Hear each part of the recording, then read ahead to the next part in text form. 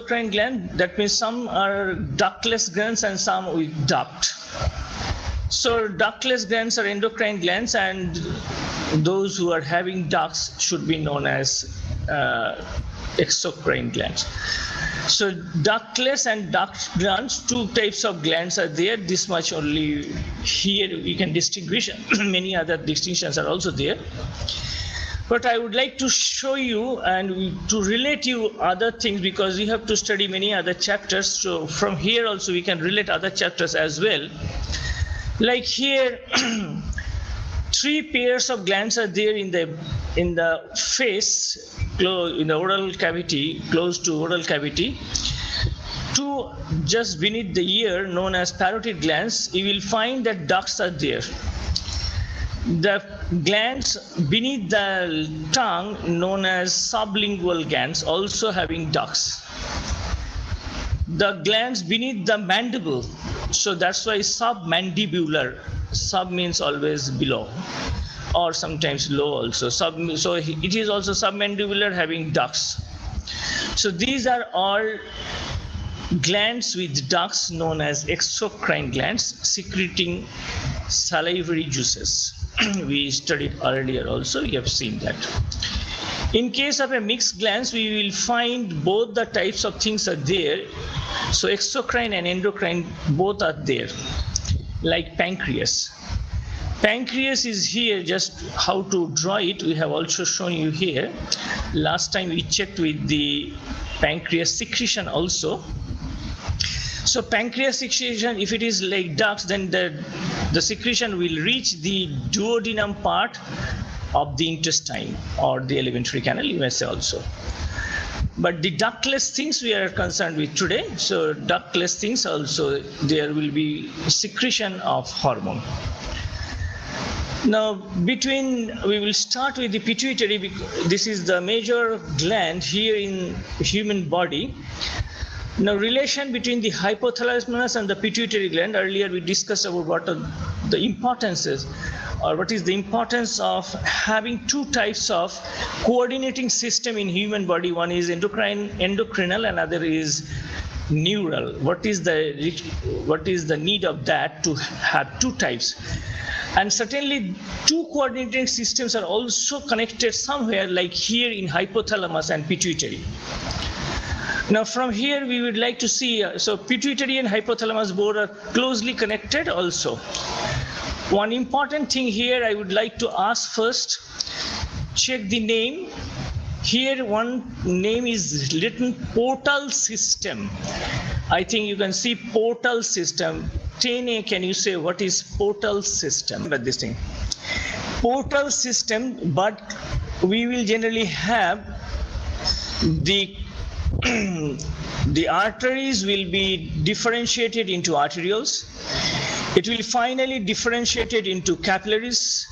Then capillaries will unite to form venule, and then venules will unite to form veins and finally reach the heart. But in some occasions you will find both the ends, the veins or the blood vessels, having in both the ends capillaries. So if the blood vessels having capillaries at both ends, here you will find capillaries having blood vessels having capillaries on both ends here, from one in the hypothalamus region, another in the pituitary region. So that's why it is known as portal system. In human being, you will have two portal system. One is here in between hypothalamus and this pituitary, another in the intestine and liver. So these two types of portal systems are here. One is also concerned, this one. So remember this one, portal system, just write capillaries at both ends of the blood vessels, because sometimes these are asked in exams. May not be in your board exam, but if we should be prepared for furthermore. Now pituitary glands, very simple things to understand. And first the position, we are checking with the pictures, talking about that also. 3 points are to be discussed also. The name sella turcica, this name is generally asked.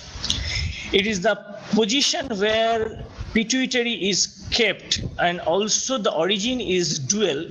Two origins will be there, anterior and the posterior part, originating from two different portions. So at the base of the brain, close to the hypothalamus or attached with the hypothalamus. So this is the position of the pituitary gland. Two main lobes are there, talking about all that time. Anterior lobe secreting most of the hormones, and the posterior lobe collecting the secretions received from hypothalamus, and also this is known as neurohormones. To suggest, go back to your 4 types of chemical messengers and also try to recognize still 4 types. What are the 4 types?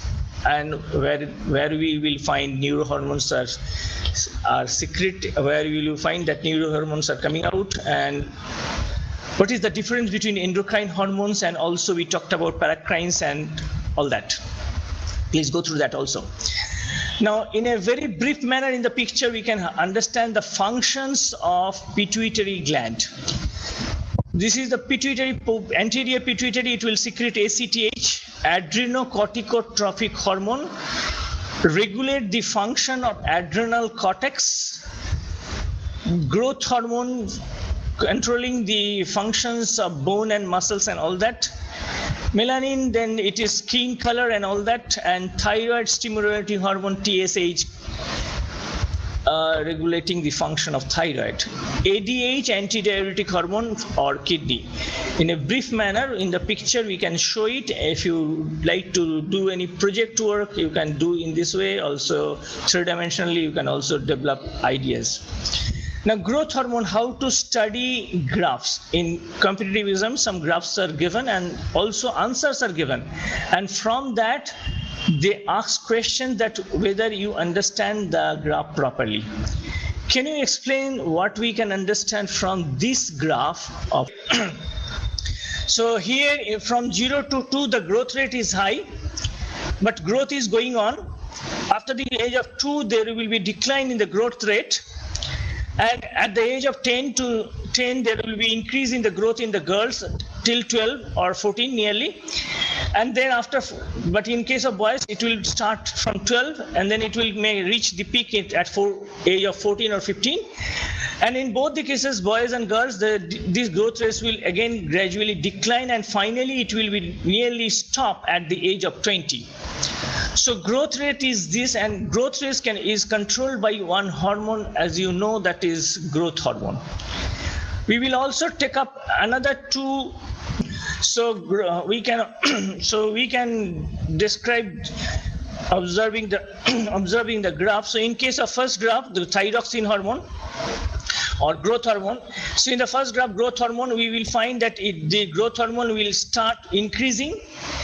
Then it will remain at the same rate, and it will go for nearly 16 years of age, and then finally it will be reduced and it will be nearly stopped at age of 20. But in case of thyroxine, it will be high enough, nearly mid of the age, so nearly 5 or 6 years, and then it will reduce, and gradually it will reduce, and it will finally stop at age of 20. So this is related with the growth. Now we will start with the growth hormone. There are several other names for the growth hormone, which is known as somatotropic hormone or somatotropin. How you can also represent through pictures, just check it in the right side. So pituitary gland secreting growth hormone, it will come and reach, either it will directly inside, or it can also with the help of others can encourage others to do something. So in here, like most other protein hormones, also growth hormone will interact with the specific receptor on the surface of the cell. It cannot enter it.